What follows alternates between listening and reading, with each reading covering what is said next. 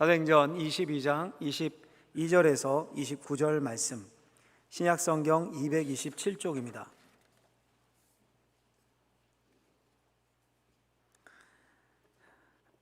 교독합니다. 이 말하는 것까지 그들이 듣다가 소리질러 이르되 이러한 자는 세상에서 없애버리자 살려둘 자가 아니라 하여 떠들며 옷을 벗어 던지고 티끌을 공중에 날리니 천부장이 바울을 영내로 데려가라 명하고 그들이 무슨 일로 그에 대하여 떠드는지 알고자 하여 채찍질하여 신문하라 한대 가죽줄로 바울을 매니 바울이 곁에 서 있는 백부장더러 이르되 너희가 로마 시민된 자를 죄도 정하지 아니하고 채찍질할 수 있느냐 하니 백부장이 듣고 가서 천부장에게 전하여 이르되 어찌하려 하느냐 이는 로마 시민이라 하니 천부장이 와서 바울에게 말하되 내가 로마 시민이냐 내게 말하라 이르되 그러하다.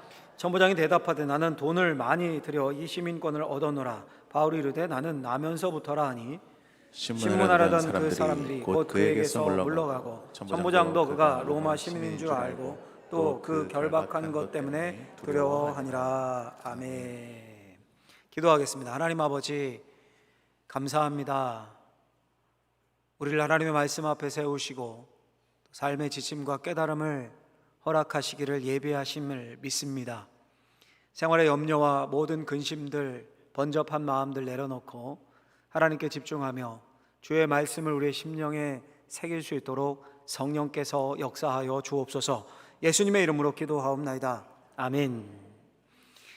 여러분, 오늘은 잘못된 확신에서 벗어나라라는 제목으로 하나님의 말씀을 전하고자 합니다. 이런 말 들어보셨죠? 사람은 보고 싶은 것만 본다. 이걸 어려운 말로 좀 표현한다면 확증 편향이라고 합니다. 이런 실험을 한 적이 있었습니다. 한 어린아이가요, 아이가 시험을 치르고 있는 영상을 보여주는 겁니다. 두 그룹으로 나눠서 보여줬는데요, 한 그룹은 영상을 보여주면서 이런 정보를 준 겁니다. 이 아이가 되게 잘 사는 부잣집 아이, 상류층 자녀입니다. 다른 그룹에게는 이 아이가 아주 가난한지 못 사는지 하류층 계층 자녀입니다. 이렇게 정보를 다르게 준 거예요, 한 영상으로. 그리고는 이제 그 아이가 시험 봤으니까 결과가 있었을 거 아닙니까? 그 시험 결과를 두 그룹에게 이제 제시하면서 학업 능력을 한번 평가해 주십시오라고 했습니다. 어떻게 평가했을까요?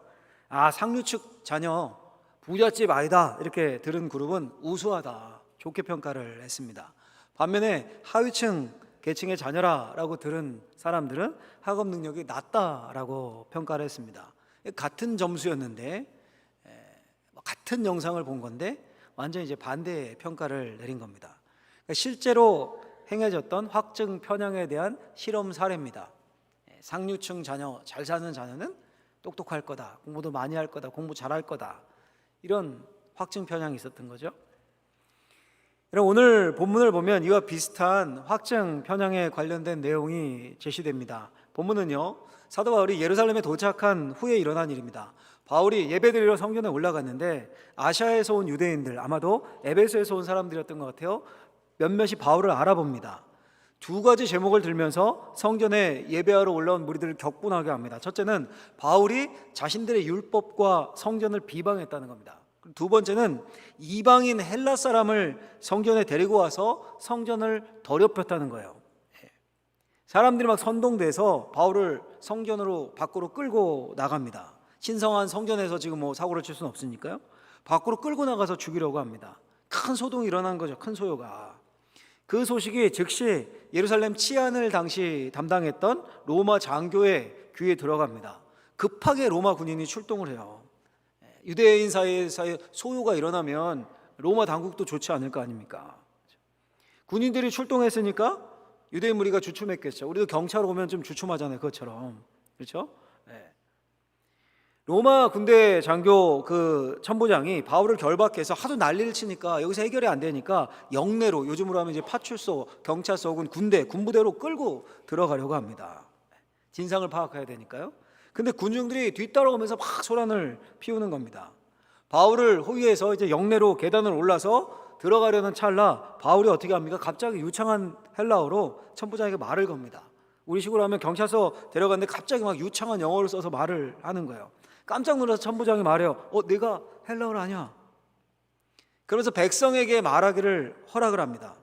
갑자기 호송되어 가던 바울이 영내로 올라가던 돌계단에서 뒤를 돌아서 이제 군중들을 잠잠케 하고 히브리 말로 말을 하기 시작해요. 그러니까 완벽한 바이링구어, 이중 언어 구사죠. 바울이 무슨 말을 합니까? 자기 간증을 쫙 풀어놓습니다. 그게 22장인데 그 간증을 요약하면 먼저 바울이 자신을 소개합니다. 출생부터 시작해요. 자신이 유대인으로 다소에서 태어나고 자랐으며 일찍 예루살렘으로 유학을 와서 당시 가장 유명한 저명한 율법학자였던 가말리엘 문화에서 율법 훈련을 받았다. 자기도 바리새인이다 이 말이죠. 그리고 두 번째, 과거에 대해서 말합니다. 자신이 하나님에 대한 열심이 큰 사람이었다는 거예요. 예수 믿는 사람 잡아 죽이고 막 잡아서 감옥에 넣었던 사람입니다. 대제사장과 장로들이 증인이에요. 세 번째는 회심에 대해 말해요. 내가 이렇게 회심했다. 내 의지가 아니라 전적인 신적인 간섭이 있었다. 하늘에서 빛이 갑자기 쫙 내려와서 내가 눈이 안 보였고 멀었고 하늘에서 음성이 들렸는데 자신을 나사렛 예수라고 밝혔다. 네 번째, 체험이에요. 앞을 안 보이는 채, 못 보는 채로 다메섹에 끌려가 사람 들어가서 아나니아라는 예수의 제자라는 사람을 만났는데 그가 안수하자 놀랍게 자신이 다시 보게 되었다.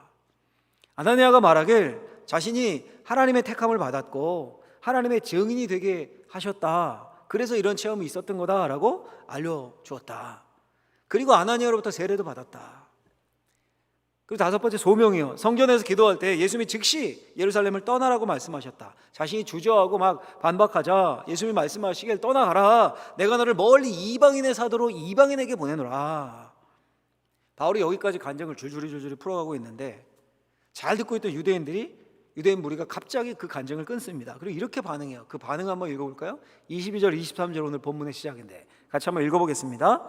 이 말하는 것까지 그들이 듣다가 소리질러 이르되 이러한 자는 세상에서 없애버리자 살려줄 자가 아니라 하여 떠들며 옷을 벗어던지고 티끌을 공중에 날리니. 아멘. 갑자기 소리를 지르면서 저놈 죽여버리자, 저거 살려두면 안 된다 소리만 질립니까? 여러분, 옷을 벗어서 막 흔들며 흙먼지를 막 일으키면서, 여러분, 왜 바울의 간증을 듣다가 갑자기 이렇게 난리를 친 걸까요? 잘 듣다가 여러 이유가 있지만요, 21절이 유대인들의 군중, 유대인 군중의 마음을 뒤집어 놓은 거예요. 21절에 바울이 이렇게 말해요. 나더러 또 이르시되 떠나가라. 내가 너를 멀리 이방인에게로 보내리라 하셨느니라. 무슨 말입니까? 하나님이 바울을 부르셔서 이방인의 사도로 보내셨습니다. 이 말은 하나님이 이방인에게 관심을 두고 계시다는 말이에요. 관심을 두고 계신다. 그들도 구원하시겠다는 겁니다. 지금까지 유대인들은 어떻게 생각했습니까? 이방인들은 지옥의 불쏘시개다. 불쏘시개로 장작더미로 쓰려고 죽이려고 심판하려고 만든 거다. 구원은 선택받은 유대인들에게만 해당된다. 이게 유대인들의 신학이고 이게 자부심이고 신앙이었어요. 근데 하나님이 그런 쓸모없고 부정한 이방인들에게 관심을 두시고 자기의 종을, 사도를 보낸다. 이걸 받아들일 수가 없는 겁니다. 그러니까 유대인들은 우리 하나님 그럴 리가 없어. 그러실 수가 없어. 이렇게 생각한 겁니다.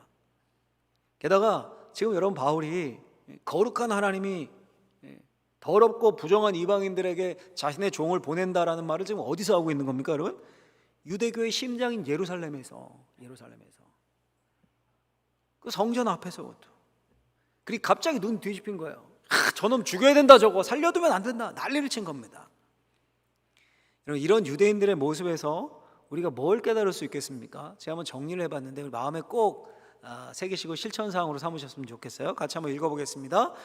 하나님을 자기 생각에 가두는 잘못된 종교적 확신에서 벗어나야 한다. 잘못된 종교적인 확신, 어려운 말로 확증 편향, 종교적. 여러분, 우리가 생각하기에요, 하나님의 진리의 말씀이 선포되면 사람들이 막 좋아하고 받아들일 거다 이렇게 생각을 하는데요, 근데 진짜 그렇습니까, 여러분? 구약의 이스라엘 백성들이 망한 이유가 뭐였습니까? 이 잘못된 종교적 확신 때문입니다. 우리가 7, 8월 매일 새벽 예레미야 말씀을 큐티의 순서에 따라 묵상을 했는데요, 예레미야 말씀 두 구절만 한번 찾아서 보면 예레미야 7장 4절과 8장 11절을 같이 한번 읽어보도록 하겠습니다. 같이 읽습니다. 시작. 너희는 이것이 여호와의 성전이라 여호와의 성전이라 여호와의 성전이라 하는 거짓말을 믿지 말라. 그들이 딸 내 백성의 상처를 가볍게 여기면서 말하기를 평강하다 평강하다 하나 평강이 없도다. 아멘. 여러분, 무슨 말입니까? 여호와의 성전이 예루살렘에 있습니다. 그냥 안전하다는 거예요. 안전하다. 멸망당할 일 없다, 그런 거. 하나님의 집이니까 하나님이 지키신다, 망할 수 없다, 이런 확신 가운데 있었습니다. 그런데 정작 하나님은 뭐라고 하십니까? 그거 거짓말이다, 잘못된 확신이다, 믿지 말아라. 하나님의 말씀을 전하는 지도자들은 말합니다. 걱정하지 말아라. 하나님의 백성은 하나님의 백성이니까 왕이신 하나님이 지키시는 거다. 평강하다, 평강하다. 하나님 뭐라고 하십니까? 평강이 없도다. 그거 거짓이다. 잘못된 확신이다. 여러분, 기독교 2000년 역사에서요, 그 기독교의 가장 큰 과오를 꼽는다면 십자군 전쟁을 꼽곤 합니다. 중세 유럽은요, 완벽한 기독교 세계였습니다. 봉건 그 제도 아래서 생활이 안정됐어요. 그러던 유럽인들에게 새 유행이 생겼습니다. 여러분, 대부분 삶이 좀 안정되고 살만하면 어떻게 합니까? 여행 가잖아요, 여행. 우리나라도 잘 살게 되면서부터 해외여행이 막 폭발적으로 늘어났죠. 기독교 세계니까 어디로 여행을 가고 싶었겠습니까? 기독교의 성지 예루살렘이에요, 예루살렘. 예루살렘으로 여행을 하는 서유럽 사람들이 늘어난 겁니다. 근데 그때 예루살렘은 이슬람이 차지하고 있었습니다. 그리고 못마땅했겠죠. 자꾸 기독교인들이 찾아오니까. 게다가 땅을 확장하려는 욕심도 있었어요. 그때 교황이 우르바노스 2세라는 사람이었는데 회의를 열고 이렇게 선포하고 말을 합니다. 그리스도교의 성지 예루살렘을 다른 종교를 믿는 사람들에게 내주는 것은 부끄러운 일입니다. 우리는 반드시 성지를 되찾아야 합니다. 혹시 이 전쟁에서 목숨을 잃는다면 틀림없이 천국에서 보상을 받을 것입니다. 회의에 참석했던 사람들이 다 찬성하고 십자군 전쟁이 시작된 겁니다. 원래 전쟁이 끔찍하죠, 여러분. 성지만 탈환했겠습니까? 막 식량과 보물을 빼앗고 이슬람 사람들 죽이고 노예로 팔고 이슬람 사원에 불을 지르고. 여러분, 이슬람군은 뭐 핫바지겠습니까? 빼앗겼다 다시 반격하고 막 1차, 2차, 3차 그 십자군 전쟁이 200년 가까이 지속됩니다. 수많은 사람이 죽습니다. 잘못된 종교적 확신이 이런 참상을 만들어낸 겁니다. 여러분, 예수님이 이런 말씀을 하셨습니다. 마태복음 7장 21절 말씀에 보면 같이 한번 읽어보겠습니다. 나더러 주여 주여 하는 자마다 다 천국에 들어갈 것이 아니요 다만 하늘에 계신 내 아버지의 뜻대로 행하는 자라야 들어가리라. 아멘. 여러분, 우리가 잘 아는 말씀이죠. 무슨 말입니까? 다들 같은 성경을 읽고요, 같은 하나님을 믿고 다 교회 다니며 다 세례를 받고 기도합니다. 주여 주여. 근데 다 천국에 못 간다는 거예요. 이거 놀라운 말씀입니다. 그리고 무서운 말씀이기도 합니다. 예수님은 이렇게 말씀하셨는데 우리는 어떻게 생각합니까? 아이, 다른 사람은 몰라도 나는 세례도 받았고 주일 성수도 하고 주님께 헌금도 하고 심지어 내가 새벽 기도도 하는데 나는 천국에 못 갈 리가 없다, 이렇게 생각해요. 근데 그렇지 않을 수도 있다고 주님이 경고하시는 거예요. 오늘 본문의 유대인들을 보십시오. 다들 하나님께 선택받았다고 생각하며 율법을 지키고 성전에 올라가 기도하면서 성실하게 신앙생활을 했습니다. 근데 바울의 구원 간증을 듣다가 자신들의 마음에 안 드는 부분이 나오자 저는 죽여라! 난동을 부려요. 오늘날 우리도 마찬가지예요. 우리들이 생각하는 신앙의 틀과 종교적인 확신이 있습니다. 확신이 있어요. 근데 그게 너무 꽉 고정되어 있어요. 거기에 어긋난다고 생각하면 듣지 않습니다. 분명 성경인데, 분명 진리인데 자기가 필터링을 해요. 말 그대로 듣기 좋은 것만 듣는 거예요. 듣기 좋은 것만, 마음에 맞는 것만 듣습니다. 본문의 유대인들은 하나님께 자신들이 선택받았다는 확신이 있었습니다. 맞는 확신이고 옳은 거예요. 근데 그 확신이 어떻게 적용이 됩니까? 선택받지 못한 이방인들은 부정하다, 그들은 지옥의 불쏘시개다, 그런 자들을 위해서 하나님이 일하실 리가 없다. 여러분, 맞습니까? 철저하게 비성경적이죠. 성경을 완전히 잘못 읽었습니다. 여러분, 하나님이 요나를 통해서 아수르 니느웨의 이방인들을 구원하지 않으셨습니까? 하나님이 이스라엘을 열방의 빛으로, 열방을 구원할 빛으로 세웠다라고 하지 않으셨습니까? 그러니 자신들이 아브라함 자손으로 선택받았다, 나는 하나님의 사랑받는다, 이것만 취하고 다른 건 버린 거예요. 제가 얼마 전에요, 한 2달 정도 된 것 같은데요, 신학대학원 때부터 친했던 목사님을 만났어요. 제가 이제 형님 부르고, 저 나이가 좀 몇 살 많아서 만났는데 한 4, 5년 만에 만난 것 같아요. 근데 목사님들이 만나면 목회 이야기, 뭐 교회 이야기 이런 거밖에 할 게 뭐가 있겠습니까? 그분이 이런 고민을 이야기를 하는 겁니다. 자기 교회에 정치적인 색깔이 완전히 다른 두 가정이 있대요. 극과 극이랍니다. 근데 이 두 가정의 자녀가 좋아서 연애를 하게 됐다는 거예요. 연애를. 예를 들면 한쪽이 태극기면 한쪽은 개딸, 뭐 이런 식의 완전 극성. 자녀들도 영향을 받을 거 아니에요. 완전 강성. 근데 뭐 만나는 것 같더니만 잘 만나서 뭐 그렇게 하겠지 했는데 한쪽 청년이 심각하게 목사님 상담할 게 있습니다 하면서 결혼 상담을 해오더래요. 문제가 생긴 거죠. 그래서 과감하게 자기가 얘기해 줬대요. 하지 말아라. 제가 깜짝 놀라면서 아니 그렇다 어떻게 하지 말라고 그래요 형님. 신앙이 좋으니까 서로 맞춰갈 수도 있겠죠. 그랬더니 그 목사님이 이런 말을 했어요. 제가 편하니까 뭐 그렇게 얘기를 했겠죠. 최 목사 몰라 요즘 신앙 위에 이념이야. 깊게 생기다 사귀다 보니까 문제가 생겨서 나 찾아온 거야. 상담한다고. 제가 그 말 한 단어에 망치로 이렇게 머리를 맞은 것 같은 신앙 위에 이념이다. 가만 보면 요즘 한국교회 그런 것 같아요. 신앙 위에 이념이다. 오래 생각이 나는 거예요. 여러분 성경에는 다 있죠. 예수는 굉장히 진보적이셨습니다. 당시 유대사회에 혁명가도 같은 말을 막 하셨습니다. 그래서 유대사회가 막 부글부글 끓은 거예요. 예수님이 뭐라고 하셨습니까? 새 술은 새 부대에 넣어야 된다. 이게 무슨 말이에요? 새로운 시대가 도래했다는 거예요. 헌 부대는 그 새로운 시대를 담을 수 없어서 터져버린다. 그러니까 새로운 틀, 새 부대에 맞춰야 된다 이 말이거든요. 굉장히 진보적이죠. 또 한편 예수님은 굉장히 보수적이셨습니다. 유대교의 전통 아래에 서 계셨습니다. 하나님의 창조 질서를 강조하셨습니다. 그러니 여러분 신앙 위에 이념이 아니라 이념 위에 신앙인 거예요. 잊으시면 안 됩니다. 정치적 성향 여기도 다 다르실 수 있어요. 이념이 다르실 수 있어요. 근데 그 위에 뭐가 있다고요? 신앙이 있어요. 이념이 다르다고 적이 아니에요. 악마가 아니에요 여러분. 대화가 안 되는 게 아니에요 여러분. 자신의 정치적인 성향에 따라서 말씀을 재단하고 형제를 비방하고 악마화하고 잘못된 확신입니다 여러분. 잘못된 확신이에요. 여러분 사도 바울이 쓴 편지가 13권입니다 총. 대부분 왜 편지를 쓴 겁니까? 교회에 문제가 있다는 소식이 들려서 편지를 쓴 거예요.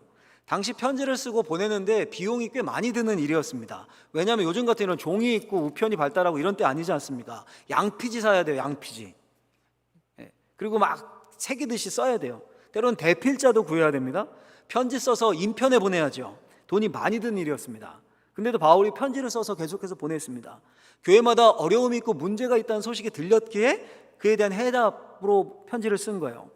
대부분 무슨 문제였습니까? 여러분 대부분 무슨 문제? 바울이 전한 복음보다 진리보다 다른 생각들, 다른 거짓 교사들, 다른 이념들, 다른 세상의 생각들 그걸 더 따르고 그 말을 더 좋아한 거예요. 여러분 오늘날 신앙생활하는 저와 여러분 우리도 마찬가지입니다. 혹시 우리가 교회 안에 있지만 오늘 본문의 유대인 무리와 같이 복음 앞에서 잘못된 확신, 종교적 편견으로 서 있지는 않은지 늘 점검해야 되는 거예요. 내가 믿는 바에 대해서 확신하며 열심을 내는 거 정말 좋은 겁니다. 그런데 내 생각과 다르다고 나의 신앙과 색깔이 좀 다르다고 죽이자고 막 달려들고 미워하고 그건 여러분 잘못된 열심일 수 있습니다. 예수님의 말씀을 잘 마음에 새기셨으면 꼭 새기셨으면 좋겠어요. 나에게 주여 주여 하는 자가 천국에 들어가는 게 아니라 하늘에 계신 하늘 아버지의 뜻대로 행하는 자가 천국에 들어간다. 여러분 하늘에 계신 하늘 아버지의 뜻의 핵심이 뭡니까? 이 땅에 하나님의 나라가 도래했다는 거예요. 너희가 하나님의 백성이라는 거예요. 그 하나님 백성의 삶의 원리는 뭡니까? 하나님을 사랑하고 이웃을 사랑해야 된다는 거예요. 영혼을 구원해야 된다는 겁니다. 하나님께 영광 돌리는 게 삶의 목표가 되어야 된다는 겁니다. 내 생각, 내 잘못된 확신에 따른 게 아니라 성경에 근거한 참된 확신, 진리를 늘 묵상하고 하나님 아버지의 뜻에 따라 행하는 사람들. 바울이 이야기하죠. 마음을 넓히라. 마음이 넓은 사람들. 그런 저와 여러분들이 될 수 있기를 예수님의 이름으로 축원합니다. 축원합니다. 두 번째로요, 한 가지만 더 생각을 해보겠습니다. 같이 한번 읽어보겠습니다. 하나님을 자신 생각에 가두는 잘못된 순교자 컴플렉스에서 벗어나야 한다. 이번엔 순교자 컴플렉스에서 벗어나자. 이게 무슨 말일까요? 본문에 보면요, 갑자기 막 군중들이 돌변해요. 그래서 바울을 죽이라 막 소동을 부리는 모습에 로마 군인 천부장이 당황을 합니다. 그래서 신속하게 영내로 당시 이제 안토니오 요새라고 불렀는데요, 소위 말하면 군부대로 빨리 데리고 들어가라, 무슨 일 생기겠다, 이렇게 명령해요. 24절에 보면 이렇게 되어 있습니다. 천부장이 바울을 영내로 데려가라 명하고 그들이 무슨 일로 그에 대하여 떠드는지 알고자 하여 채찍질을 하며 신문하라. 네. 그러니까 천부장이 보기 이상했던 거예요. 유대인이며 길리기아 다소 시민인데 헬라어를, 유대인인 것 같은데 헬라어를 유창하게 합니다. 너무 잘해요. 고급 헬라어를. 야, 이 심상치 않은 사람이구나 생각해서 말할 기회를 줬더니 이번엔 히브리어로 막 얘기하는데 유대인들이 처음에는 막 집중해서 듣더니 더 큰 소동이 일어난 거예요. 막 옷을 벗어 제끼고 막 난리가 난 겁니다. 아마도 로마 천부장은 바울의 간증을 다 이해하지 못했겠죠. 식민지 언어인 히브리어를 완벽하게 몰랐을 테니까요. 그렇죠? 그러니까 이 사람이 이거 뭔가 진짜 심각한 문제가 있나 보다, 이런 생각을 했던 것 같아요. 그래서 빨리 영내로 데려가라, 큰일 나겠다. 그리고 부하 백부장에게 명령합니다. 채찍질해서 신문해라. 옛날에는요, 일단 때리고 본 거예요. 인권 이런 거 어디 있습니까? 일단 식민지 백성인데 때리고 그 다음에 신문하는 거예요. 그럼 술술 불 거 아니에요. 25절에 보면 이렇게 되어 있습니다. 가죽줄로 바울을 매니, 백부장이 가죽줄로 바울을 못 움직이게 매는 거예요. 때려야 되니까. 바울 곁에 서 있는 백부장더러 이르되 너희가 로마 시민 된 자를 죄도 정하지 아니하고 채찍질할 수 있느냐 하니. 바울을 가죽줄로 잡아매는데 일단 때리려고요. 근데 바울 입장에서 이게 당황스럽겠죠. 일이 갑자기 이렇게 돌아가니까 채찍질 당하면 몸이 망가집니다. 당연히 앞으로 복음 전파에 큰 지장이 있을 수도 있어요. 게다가 이거 불법이었습니다. 즉시 항의래요. 당신들이 로마 시민인 나를 적법한 절차도 없이 이렇게 채찍질한 형을 먼저 행할 수가 있어. 당시 로마 시민은 정당한 재판 절차 없이 유죄 판결에 나오지 않았는데 때리거나 구금하는 것이 이게 불법이었거든요. 그게 로마법이었습니다. 그러니까 백부장과 천부장은 그냥 유대 식민지 백성인 줄 알았던 거죠. 때려서 때리다 죽든 뭐하든 자초지종만 알고 이 문제만 해결하면, 소요만 안 일어나면 되니까. 깜짝 놀란 백부장이 천부장에게 보고합니다. 천부장이 화들짝 놀라서 즉시 달려나와요. 그래서 확인을 합니다. 당신 정말 로마 시민권자예요? 나는 돈 주고 샀는데 당신도 돈 주고 시민권 샀어? 아닙니다. 나는 나면서부터 로마 시민권자였습니다. 그 말을 들은 천부장이 두려워합니다. 자, 여러분, 바울이 왜 이렇게 로마 시민권자인 것을 내세웠을까요? 그동안 바울이 선교 사역한 것을 쭉 떠올려 보시면 이거 잘 드러내지 않았거든요. 로마 시민권자라는 걸. 빌립보에서 점치는 여종 귀신 쫓아낸 사건이 있었죠. 그 여종에게 붙어먹고 살던 주인들이 바울을 고발합니다. 그래서 막 옷을 벗기고 매질을 해서 깊은 감옥에 가둬요. 그때도 기꺼이 고난을 감내합니다. 여기저기 쫓겨다니며 어려움 겪었을 때도 로마 시민권자라는 특권을 사용하지 않았습니다. 그냥 고난을 받고 어려움을 겪었어요. 잊어버리고 있다가 나중에서야 로마 시민권자임이 생각난 듯 매맞을 거 다 맞고 깊은 감옥에 갇혀 있다가 후에야 밝히고, 아마도 그리스도의 남은 고난을 내 몸에 채운다라는 마음으로 선교를 했던 것 같아요. 늘 자신이 손해보며 좁은 길을 갔습니다. 근데 왜 바울이 지금까지 내세우지 않았던 로마 시민권자임을 내세웠을까요? 여러분, 천부장의 지시를 생각해 보십시오. 채찍질하여 신문하라. 다른 말로 표현하면 이거예요. 불 때까지 패라. 불 때까지 패라. 안 불면 맞다가 죽을 수도 있습니다. 근데요, 바울이 불 게 뭐 있어요? 지금 불 게 없어요. 그냥 예배드리러 성전에 갔다가 이런 난리가 난 것밖에 없어요. 그 말할 게 없어요. 아무것도 불 게 없어요. 복음 전한 것밖에 없어요. 내가 이런 죄를 지었습니다. 특별히 고백할 게 없어요. 근데 맞다가 반신불수되고 거짓 증언을 할 수도 없고 맞다가 죽을 수도 있어요. 로마까지 가서 복음을 전해야 되는데 여기서 개죽음 당할 필요는 없어요. 빌립보에서는 하여간 그 주인들 재산적인 피해라도 입혔죠. 여기 그것도 없어요. 지금 이 상황에서는 그냥 예배하러 올라갔는데 오해하고 막 난동 피우고 난리 피워가지고 여기까지 온 거예요.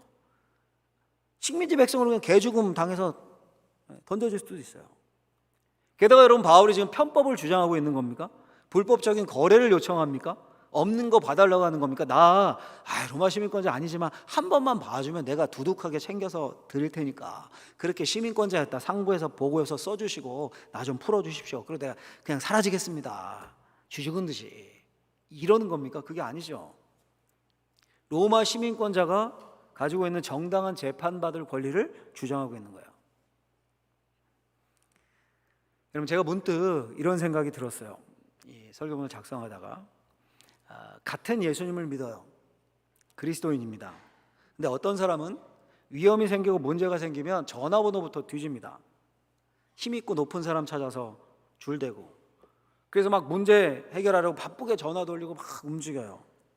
반면에 어떤 사람은요, 법적으로나 여러 면에서 정당하게 대처할 방법이 있는데 그렇게 안 합니다. 그리고 오직 기도만 합니다. 기도하면 하나님이 다 해결해 주신다고, 기도만 해야 한다고 생각합니다. 그럼 어떻습니까? 어떤 게 맞습니까? 둘 다 맞지 않습니다. 기도 없이 줄만 찾아다니는 사람은 믿음 없는 사람이고요, 차라리 그래도 기도만 하는 게 더 나아요. 기도만 하는 사람은 잘못된 믿음을 신앙으로 오해하고 있는 거일 수 있습니다. 여러분, 바울이 이 제대로 볼 때까지 때려라, 이 위기 앞에 하늘을 우러러보고 기도했다, 이렇게 안 돼 있어요. 기도만 하지 않았습니다. 로마 시민권자라는 자신이 가진 합법적인 권리를 사용했습니다. 물론 여러분, 바울이 그렇다고 늘 하나님보다 자기가 가진 것에 의존해가지고 곤경 면해보려 하고 위기 넘어가려 하고, 절대 바울은 그렇게 얄팍한 사람이 아니었습니다. 고난을 기꺼이 감내했고, 때로는 매를 맞았고, 때로는 감옥에 갇히며 그리스도의 남은 고난을 자신의 몸에 채웠습니다. 근데 그렇다고 자신이 뭐 예수님처럼 어쩔 수 없이 순교할 상황이 아닌데 내가 내 생명 드립니다 이러면서 그냥 온몸으로 모든 걸 겪은 것도 아닙니다. 의미 없는 채찍질을 당해야 하는 그때, 오히려 채찍질 당해서 몸이 망가져서 로마의 복음을 전하려는 계획이 틀어질 수도 있는 그 시점에는 내가 로마 시민권자입니다, 밝혀서 매질을 면합니다. 여러분, 우리가 신앙생활을 하는 데 있어서 순교라는 말처럼 고결한 게 없습니다. 자기 신앙을 지키기 위해서 목숨을 아끼지 않는 게 순교 아닙니까? 그래서 순교적 신앙, 순교자적 신앙 이러면 굉장히 좋은 거예요. 제가 아는 어떤 목사님은 이렇게 후임으로 교회 청빙되실 때 원로 목사님이 딱 하나 듣고는 오케이 하셨다 그래요. 순교자 집안이라고. 그 이야기 하나 듣고는 나는 오케이다 이렇게 하셨대요. 순교자 그만큼 존경받아야 마땅해요. 근데 그래서 그런지요, 의외로 신앙 좋은 분들이 삶 속에서 순교자적인 삶을 사는 걸 자랑스럽게 여깁니다. 물론 나쁜 거 아니에요. 좋은 겁니다. 스스로 희생하고, 무조건 손해보고, 무조건 덮고, 알면서도 모른 척하고, 지는 게 이기는 것으로 생각하고 희생자라는 느낌을 즐겨요. 근데 기쁨으로 그렇게 하는 게 아니라 그 속은 골물대로 골마 있는 거예요. 남편의 폭력을 그냥 견뎌요. 내가 신앙인인데. 그렇게 맞으면서 견뎌요. 신고 한번 안 하고 내가 신앙인인데 신앙으로 이겨야지, 기도로 이겨야지. 속은 썩어가고 있는데 애들의 탈선을 혼 한 번 안 내고 견뎌요. 내가 신앙인인데 참아줘야지. 그리고 그 희생이 죄책감, 수치심, 무기력과 같은 자존감이 떨어지는 것으로 연관이 돼요. 여러분, 그걸 바로 순교자 컴플렉스라고 부릅니다. 그냥 무조건 희생하는 거예요. 그냥 무조건 눌리고, 무조건 당하고, 무조건 양보하고, 무조건 뒤로 물러나는 거예요. 근데 마음으로는 기쁘지가 않아요. 마음은 썩고 있어요. 골병이 들어가고 있어요. 우울증에 빠져 있어요. 여러분, 바울은 죄도 없이 채찍질을 당할 처지에서 그 불법성을 지적하고 자신이 가진 정당한 권리를 주장했습니다. 바울의 이 행동이 믿음이 없는 행동입니까? 여러분, 잘못된 행동입니까? 오히려 믿음에서 나온 행동이에요. 복음을 전하기 위한 행동이었습니다. 우리도 그렇습니다, 여러분. 교회라고 어떤 국가기관이나 권력기관의 잘못된 압박이나 요청에 그냥 교회니까 무조건 참자, 우리가 당하자, 그러면서 기도만 하자. 여러분, 이게 미덕이고 신앙의 자세입니까? 물론 그런 자세로 있어야 돼요. 때로는 그렇게 해야 될 때도 있습니다. 그러나 무조건 그건 아닙니다. 물론 우리는 모든 일에 겸손과 온유로 해야 합니다. 그러나 때로는 불법과 불의에 대해서 정의를 요구하는 것도 교회의 역할이고 신앙인의 역할입니다. 어려워도 바로 잡는 것도 필요해요. 그렇죠? 분명히 성경도 이렇게 말씀해요. 아모스서에 보면 이렇게 말씀합니다. 오직 정의를 물같이, 공의를 마르지 않는 강같이 흐르게 할지어다. 여러분, 하나님이 이스라엘 백성들을 책망하고 심판하셨던 가장 큰 이유가 무엇입니까? 그들이 정의를 버렸다는 거예요. 정의를 버렸다. 정의를 버리고 약자들을 보호하지 않았습니다. 불법이 만연하고 정의를 찾아볼 수 없는데도 찍소리도 안 하고 오히려 거기에 편승했습니다. 여러분, 잘못된 순교자 컴플렉스가 때로는 바른 신앙이 아닐 수도 있습니다. 우리가 복음을 전할 때요, 하나님의 일을 할 때 당연히 우리는 하나님만 의지합니다. 그 원칙이에요. 그러나 한편 세상에 의해 방해받지 않고 오히려 세상이 우리의 말을 들어줄 만큼의 능력과 실력이 있다면 그것 역시 잘못된 게 아니라 좋은 일입니다. 좋은 겁니다. 왜 하나님의 일에 세상의 힘을 사용하느냐? 하나님만 의지해야지, 기도만 해야지. 그게 아닙니다. 하나님을 의지하면서 분별력을 가지면서 예수님이 말씀하죠. 뱀처럼 지혜롭게, 비둘기처럼 순결하게. 복음 전파를 위해 우리에게 주신 것들을 사용하는 거예요. 활용하는 겁니다. 물론 여러분, 이 말이 뭐 불법 저질러도 되고 편법 동원해도 되고 뇌물 줘도 되고 이런 말 아닙니다. 이거 절대 이런 말 아닙니다, 여러분. 하나님이 주신 것들을 지혜롭게 분별해서 하나님의 영광을 위해서, 영혼 구원을 위해서 최대한 활용하고 최대한 사용해야 한다는 거예요, 여러분. 예를 들어서요, 내가 좀 세상에서 인정받는 사람이에요. 전문직입니다. 뭐 변호사, 판검사, 뭐 의사, 아니면 뭐 높은 공무원. 솔직히 우리 사회에서 전문직이라면 좀 다르게 보고 존중하는 경향이 좀 있잖아요. 그렇죠? 맞죠? 그렇다면 복음 전할 때 난 겸손해서 난 내가 뭘 하는지 뭐 내 직업 뭐 사회적 이슈 이런 거 밝히고 싶지 않아요. 꼭 그래야 됩니까, 여러분? 그게 겸손입니까? 우리 대화하다 자연스럽게 자신이 하는 일을 밝히고 한다면 상대방이 더 경청하지 않겠습니까? 그 교만과 자기자랑 때문이 아니라 복음 전파를 위해서라면 하나님이 주신 그 직업, 그 사회적인 위치, 지혜, 지식 사용하는 거예요, 여러분. 내가 남들보다 가진 게 좀 많아요. 사업을 합니다. 부자입니다. 그러면 그 가진 돈을 사용해서 밥이라도 한 끼 좀 사주고 선물도 좀 주고 이렇게 환심을 사서 관계 맺고 복음 전한다면 하나님이 부자로 만들어주신 것을 오히려 기뻐하지 않으시겠습니까? 물론 여러분, 늘 겸손히 기도하며 하나님을 의지해야 되는 것은 기본 전제죠. 그 마음에 교만과 자기 자랑이라면 하나님이 처리하시겠죠. 하나님이 사용하지 않으십니다. 근데 반대로 자기 생각에 갇혀서 순교자 컴플렉스에 빠져 사는 것도 덜 당하며 살고 마음은 썩어가는데 늘 매맞고 살고, 그것도 하나님이 기뻐하시는 일은 아닙니다. 그러니 오늘 말씀을 우리가 마음에 잘 새기셨으면 좋겠습니다. 우리의 실제 그리스도인들이 하나님의 말씀을 받고 어떻게 삶의 태도를 가져야 하는지에 대한 말씀이지 않습니까? 잘못된 종교적인 확신 혹은 그 반대 순교자 콤플렉스, 둘 다 바른 믿음의 모습이 아닙니다. 우리가 벗어버려야 할 것이에요. 우리는 여러분, 사도행전에 나오는 베레아의 성도들처럼 이렇게 되어 있죠. 사도행전 17장 11절에 보면 너그러워서, 마음이 넓어서 간절한 마음으로 말씀을 받고 이것이 그런가 하여 날마다 성경을 상고하며, 고정된 틀에 하나님을 가두는 게 아니에요. 마음이 너그러워서 하나님의 말씀이 내 틀을 확장시키고 하나님의 말씀이 내 지평을 넓히고 내 틀에 하나님을 가두고 그냥 주여 이런 신앙이 아니라 결국 그 신앙은 어쩌면 나는 너를 모른다, 이렇게 될 수 있다고 예수님 말씀하셨어요. 여러분, 얼마나 끔찍합니까? 하나님의 뜻이라고 생각하고 막 열심히 하는데 그게 내 뜻이에요. 내 틀이에요. 이 유대인들처럼 나는 구원받았고 나는 선택받았는데 이방인 아니에요. 내가 믿는 신앙은 이건데 넌 아니야. 넌 잘못된 거예요. 하나님의 뜻대로 행하지 않고 주님께 거절당한다. 여러분, 이게 얼마나 끔찍합니까? 여러분, 자기 확신에 찬 신앙생활이 아니라 너그럽고 간절한 마음으로 하나님의 말씀을 받고 상고해서 정말 하나님 아버지의 뜻이 무엇인지 그 뜻에 내가 가진 생각을 복종시키고, 때론 내 생각이 잘못됐다면 그것을 깨버릴 줄 알고, 그렇죠? 때론 그것이 진리라면 더 확고히 붙잡고, 그렇죠? 그래서 행하는 삶을 그 기준에 따라 바라보고 우리의 삶의 문제를 그 기준에 따라 바라보고 행해 갈 때 하나님이 하늘에서 지혜를 주시는 거예요, 여러분. 분별력을 주시는 겁니다.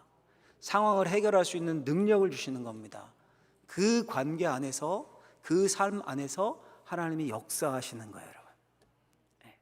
간절히 바라건대 그런 하나님의 뜻에 따라 하나님을 아버지로 두고 하나님의 말씀에 따라 움직여가고 행해가고, 그래서 우리의 삶에 하나님의 약속이 실현되는 그런 놀라운 기쁨의 신앙생활을 하실 수 있기를 예수님의 이름으로 간절히 축원합니다.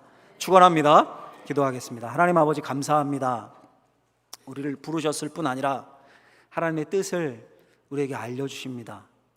우리의 작은 생각과 세상이 주입한 틀에 하나님을 맞추지 않게 하시고, 하나님의 말씀이 늘 너그러운 내 마음 가운데 역사해서 우리의 삶의 문제를 보고 분별하고 깨닫고 그럴 수 있는 지혜를 우리에게 공급하여 주옵소서. 예수님의 이름으로 기도하옵나이다. 아멘.